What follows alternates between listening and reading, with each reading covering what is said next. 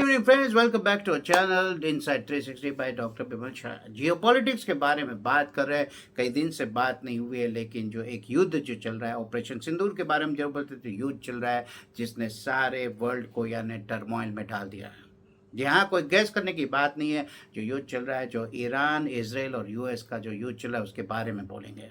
Latest खबर जो आई है इनके बारे में, कॉम्प्रोमाइज, सीज फायर, क्या फॉर्मूला लगाना, ये सब चल रही है। और जो लास्ट बात जो आई है उसमें क्या बोला गया, उसमें बोला गया भाई कि यूएस की जो मेन डिमांड है वो ये, one of the main demand is कि भाई आपके पास, ईरान के पास जो एनरिच यूरेनियम है, जो ऑलमोस्ट यानी वॉर ग्रेड यूरेनियम है, जो यानी न्यूक्लियर वेपन ग्रेड जो यूरेनियम है, तो उसे आप पूरा पूरा यानी या तो नष्ट कर दे या तो कि हमको हवाले कर दे। मेरा यहाँ इनसे ये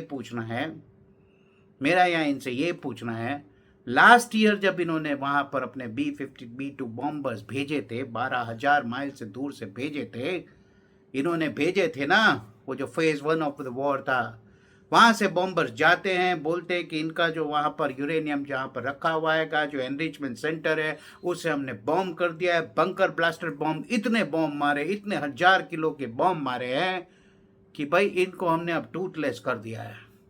इनका जो यूरेनियम प्रोग्राम है, इनका मिसाइल प्रोग्राम है, सब हमने तहस नहस कर दिया गया। ये हमें बोला गया था ना कि अब इनके पास कुछ भी नहीं है। तो भाई आप क्या मांग रहे हो? आप तो बोल दिया था साल पहले कि भाई हमने सब कुछ इनका डिस्ट्रॉय कर दिया है with our greatest planes, our greatest weapons, our greatest bombs, because we are the greatest country and we can just go on any country and blast them and mock them, and उनके president को हम अगवा कर सकते हैं और हमारी court में, हमारी जेल में उन्हें ला सकते हैं, डाल सकते हैं, हमारी कोर्ट में ट्रायल कर सकते हैं, because we are the biggest country and I am the biggest saviour of the world, and United Nation तो मेरे पैर की जूती है भाई। दोस्तों, मेरे वीडियोस इस चैनल पर देखिए। यूनाइटेड नेशन के बारे में जो वीडियो था, मैंने उसमें बोला था, क्या यूनाइटेड नेशन की कोई वैल्यू है? It has lost all its credibility and value। और मैं उसमें बोलता था, दोस्तों दुनिया में चलता किसका है? जो ताकतवर होता है, जो धूर्त होता है, उसी का चलता है। यानी हमारे एक पुराने यानी जो साथी थे, यानी सेटिक जो सीनियर थे मेरे साथ सऊदी में, वो बांग्लादेशी थे लेकिन इंटेलिजेंट व्यक्ति थे, बोलते थे मुझे, उन्होंने 2 या 3 चीज़ चिलाई थी कि बिमल बोले, जो माइट इज़ राइट, इस दुनिया में माइट इज़ राइट, जो ताकतवर होता है वो हमेशा राइट होता है, वो जो बोलेगा राइट है, दूसरों को मानना है, फिर वो भले इलीगल चीज़ हो एंड अनह्यूमन चीज़ हो, उसे कोई नहीं बोलेगा ह्यूमन राइट्स क्या है या फिर एथिक्स क्या है, रूल्स क्या है, because rules are made for fools. ये दूसरा स्टेटमेंट है, rules are for fools and might is right. तो अगर उस दिन आपने सब डिस्ट्रॉय कर दिया, तो आप क्या मांग रहे हो? अच्छा, आप मांग रहे हो, यही नहीं मांग रहे हो, आप अपना पूरा यूरेनियम हमको दे दोगे, आप अपना पूरा जो मिसाइल प्रोग्राम है वो बंद कर दोगे, तो आप करोगे क्या? मान लो हम एक देश है और हमारे पास डिफेंस यानी वेपन है, कुछ नहीं, मेरे पास सिर्फ बो एंड एरो है या 303 की गन है, और आप बोलोगे कि भाई आपके पास एटम बॉम्ब है, आपके पास दुनिया के सबसे ताकतवर मिसाइल है, और मेरे पास जो गन है और मेरे पास जो बो एंड एरो, वो भी बोलोगे कि वो मुझे आप दे दो, क्योंकि you are the danger to me and you are the danger to the world. यानी आप अपना जो सिंपल से सिंपल जो डिफेंस जो है, वो भी आप अपना त्याग दो, क्योंकि मैं बोल रहा हूं, क्योंकि आप डेंजर हो इस दुनिया के लिए। यानी मेरे पास अपना सेल्फ डिफेंस के लिए कुछ भी नहीं बचेगा।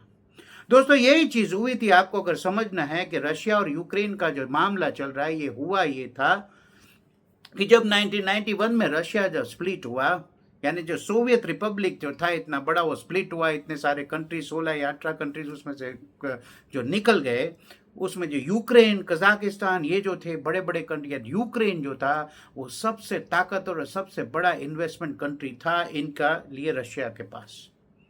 यानी अगर रशिया का कोई प्रोग्राम है, मान लो स्पेस प्रोग्राम है, तो उसके कई सारे सेंटर्स, उसके मिसाइल सेंटर्स, उसके लॉन्चिंग जो भी है, वो सब यानी यूक्रेन में होते थे। यानी आधे से ज़्यादा तो सब यूक्रेन में ही था। उसके जो न्यूक्लियर प्रोग्राम थे, न्यूक्लियर मिसाइल्स थे, एटम बॉम्ब जो स्टोर किए हुए थे, वॉरहेड्स, वो भी आधे से ज़्यादा वहीं पर थे यूक्रेन में। तो जब यूक्रेन अलग हो जाता है, तो फिर रशिया को लगता है, अमेरिका को लगता है, भाई एक ऐसा राज्य आ गया है जो यूरोप और रशिया के बीच में है, और इनके पास तो मान लो उस टाइम 1500 के करीब न्यूक्लियर बॉम्ब थे। आपके पास कितने हैं? 200, 220, 170? 1,500 तो इनके पास थे 25 साल पहले, 35 साल पहले।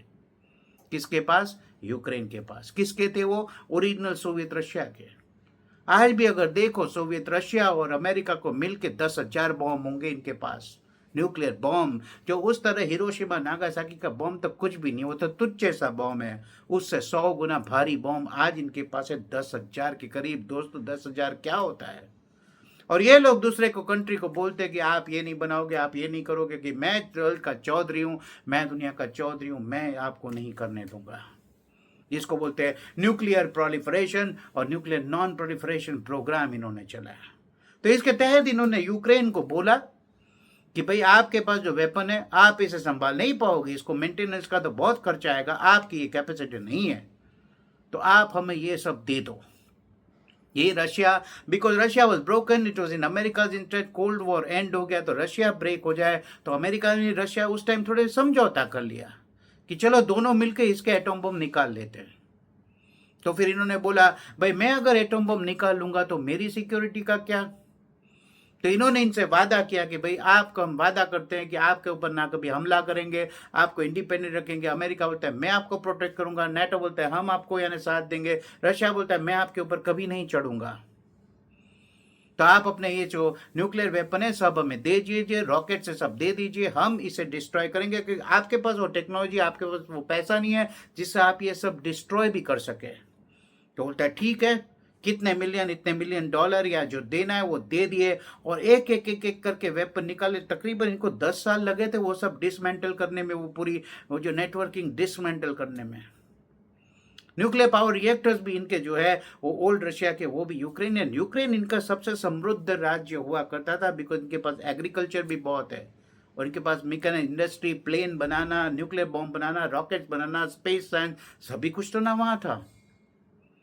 Because original Russians are suppose to be from the Ukraine.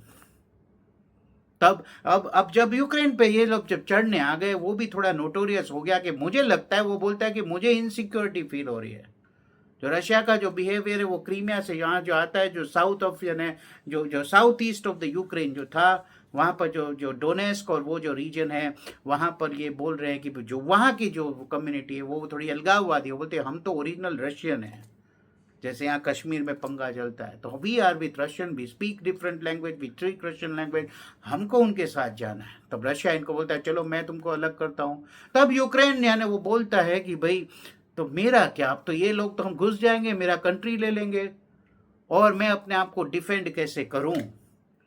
ये स्टोरी मैं आपको इसलिए बताऊं कि जो ईरान का चल रहा है, ईरान भी यही एक्सक्यूज दे रहा है कि भाई मेरे तो जो वेपन्स था, मेरा जो सबसे बड़ा डिटरेंट वो होता है दोस्तों, कि अगर मेरे पास, आपके पास जो हथियार है वो सेम टू सेम हथियार अगर मेरे पास भी है, तो फिर आप मुझ पर हमला नहीं करोगे। यानी आपके पास अगर न्यूक्लियर बॉम्ब है और मेरे ऊपर न्यूक्लियर बॉम्ब, मेरे पास भी न्यूक्लियर बॉम्ब है, इक्वल इक्वल, तो हम दोनों जानते हैं कि अगर हम दोनों ने एक एक के ऊपर एक एक डाल दिया तो दोनों ही बर्बाद हो जाएंगे। तो दोनों ही लड़ाई करेंगे, लेकिन उस हद की लड़ाई नहीं करेंगे, उस टाइप की लड़ाई नहीं करेंगे जहाँ न्यूक्लियर वेपन यूज करने की बात आ जाए। तो उनके पास उस तरह का कॉन्फ्लिक्ट नहीं होगा। और यहाँ आप इनके ऊपर चढ़ जाओगे तो बोलेंगे ये लोग तो चढ़ गए मेरे ऊपर, क्यों? क्योंकि मैंने अपना न्यूक्लियर वेपन्स दे दिया। उस टाइम आपने वादा किया था आप मुझे प्रोटेक्ट करोगे, अब मेरा क्या? तो ये लोग आ गए, नेटो वाले आ गए, अमेरिका वाले आ गए, बोलो रशिया के अगेंस्ट इनको कुछ ना कुछ करना ही था, तो आ जाओ भाई लड़ो। तो मामला वहां है। रशिया, ये जो ईरान बोल रहा है कि अगर मैं अपना सब कुछ दे दूं तो मेरा क्या, कल को तो मैं बचूंगा ही नहीं, मेरा तो सब कुछ चले जाएगा। तो इनका भी यानी लॉजिक तो ठीक है। यानी आप इनको बोल सकते हो कि भाई पहले तो ये बोलते थे कि हम लोग जो यूरेनियम कर रहे हैं हम लोग भाई पीसफुल पर्पस के लिए, पीसफुल पर्पस यानी होता है जो इलेक्ट्रिकल पावर, जो न्यूक्लियर रिएक्टर जो होते हैं, या जो एनर्जी बनाने के लिए, इलेक्ट्रिसिटी बनाने के लिए हम लोग रखने वाले हैं, ना ही कि एटम बॉम्ब बनाने के लिए।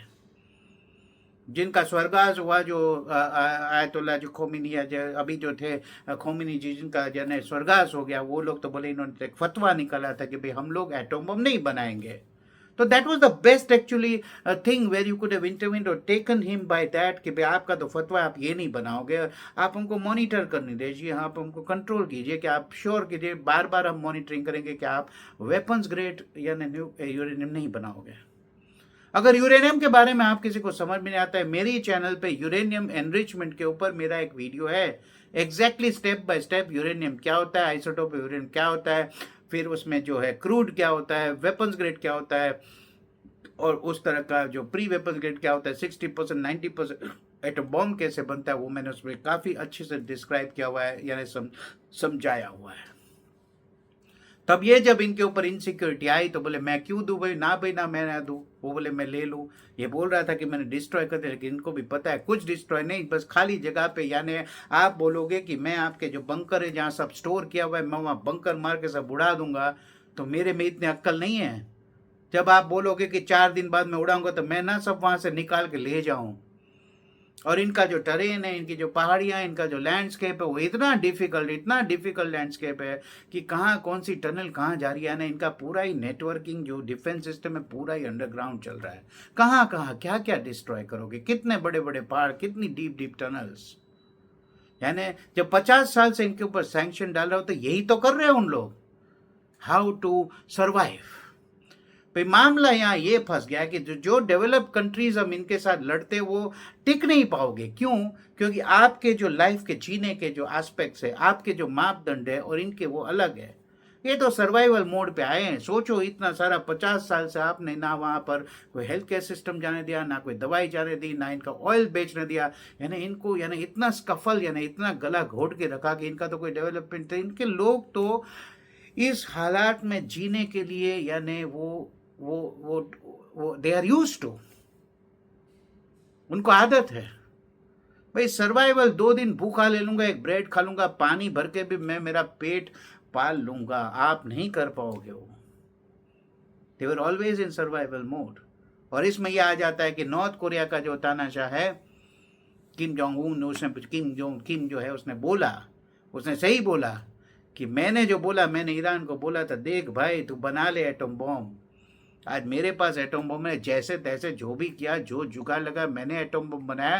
तो आज देख मेरे पर ये हमला नहीं कर सकता। That is is deterrence. क्या मेरे पर इन लोग हमला कर सकते हैं? नहीं, बिकॉज उनको पता है कि 50 न्यूक्लियर बॉम्ब मेरे पास भी है। और अगर आप वर्ल्ड मैप देखो तो वहाँ से जो है कि जो जापान और Korea, north Korea, south Korea, वो जो है वहाँ से इनका जो अलास्का, कैलिफोर्निया इतना नज़दीक है, ऐसे ही मिसाइल उड़ के वहाँ उनके पास इंटरकॉन्टिनेंटल मिसाइल्स भी है। तो this is all about the story which is going on. तो जो स्टेलमेट है, अगर इनकी जो डिमांड है तो इस डिमांड से तो कुछ भी नहीं होने वाला। एंड द प्रॉब्लम इज इनका क्या था भाई, हमारा कोई लेना देना नहीं है, हम इसमें कोई नहीं है, हमारा कुछ भी नहीं है। आपने दुनिया को यानी रैंसम करके रखा है, आपने ऑयल को रैंसम यानी इतना सारा इन्फ्लेशन बढ़ा दिया है, आपने इतनी स्कैर्सिटी बढ़ा दी है कि यानी you are destroying and bringing turmoil, destroying the whole world economy. तो यहाँ से ये ना ये बू आती है कि भाई जब मैं जब डूब रहा हूँ तो मैं सबको लेकर ही डूबूंगा। या फिर ये कुछ ऐसा है कि भाई पूरा का पूरा वर्ल्ड रीसेट करना है, डॉलर को डॉलराइज करना है, इनकी जो डेट इतनी बढ़ गई है उसे यानी वाइप आउट करना है। तो इसके लिए तो ये पूरा क्राइसिस नहीं ला जा रहा है, यानी क्राइसिस लाना था। क्राइसिस ऐसे नहीं लाएंगे कि भाई today the banks have closed, bankrupted हो गए हैं, अब डॉलर को मैं डीवैल्यू कर रहा हूँ, इस तरह से तो नहीं। मगर ऐसा कुछ बहाना, ऐसा कुछ खेल करके यानी ये तो सब नहीं रीसेट करना है। ये भी हो सकता है, कुछ भी हो सकता है। दोनों हम लोग कॉमन मैन है, हमको समझ में नहीं आता है। हम लोग को तो दिखता है, यानी वो होता है ना जो दिखता है वो होता नहीं है, जो होता है वो दिखता नहीं है। कहीं ना कहीं ये ऐसा कुछ मामला चल रहा है। So this was all about it, and we'll come up with more such updates and more such, my perspective, the way I look, because I have been around the world. I have seen Europe, I have seen US, I have seen the Middle East, and I have been in India. और मैं जहाँ जहाँ रहा हूँ मैंने आँख खोल के यानी सब कुछ देखा है। तो मैं अपना एक्सपीरियंस इस तरह से मेरा यानी वो शेयर करता हूँ। ना मेरे आइडियाज़ किसी से इन्फ्लुएंस्ड होते हैं, ना मुझे को बोलता है, ना मेरी कोई आइडियोलॉजिकल इंक्लिनेशन है। मैं खुद अपने व्यूज़ अपने रखता हूँ, जिस तरह से मैं वर्ल्ड को इंटरप्रेट करता हूँ। Thank you very much. If you like our content, like, share, and subscribe our channel, or help us grow our channel. Thank you very much. See you on the other side next time. Bye.